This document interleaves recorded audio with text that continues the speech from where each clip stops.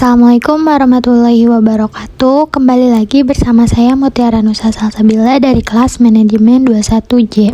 Kali ini kita akan bahas tujuan dan fungsi manajemen risiko keuangan. Manajemen risiko yaitu teori yang harus diterapkan dalam membangun bisnis. Karena tanpa manajemen yang baik, majikan tidak dapat mendeteksi hal-hal buruk yang dapat menimpa perusahaan. Ironisnya, perusahaan dapat mengalami penurunan atau runtuh tanpa dapat mengetahui apa yang menyebabkannya. Oleh karena itu, manajemen risiko sangat penting. Selain manajemen pemasaran dan manajemen bisnis, sayangnya masih belum banyak yang tahu tentang teori manajemen ini, termasuk pengetahuan terkait dengan fungsi manajemen risiko. Fungsi manajemen risiko keuangan yang pertama, perencanaan atau planning. Perencanaan dimulai dengan menetapkan visi, misi, tujuan yang berkaitan dengan manajemen risiko. Nah, yang kedua ini ada pelaksanaannya atau actuating.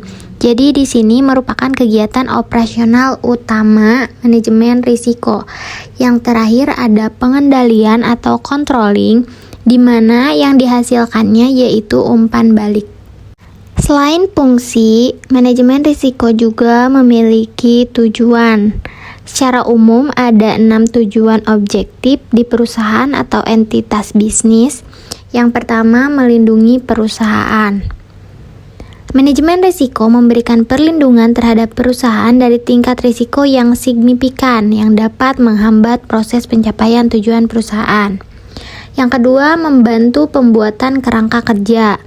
Nah, manajemen risiko ini membantu dalam proses pembuatan kerangka kerja manajemen risiko yang konsisten.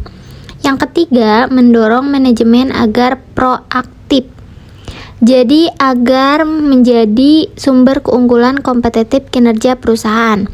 Yang keempat, sebagai peringatan untuk berhati-hati dalam mencapai tujuan yang diinginkan. Yang kelima yaitu meningkatkan kinerja perusahaan, dan yang terakhir sosialisasi manajemen risiko, membangun kemampuan individu dan manajemen untuk mensosialisasikan pemahaman tentang risiko dan pentingnya manajemen risiko. Selesai, semoga materinya bermanfaat. See you again.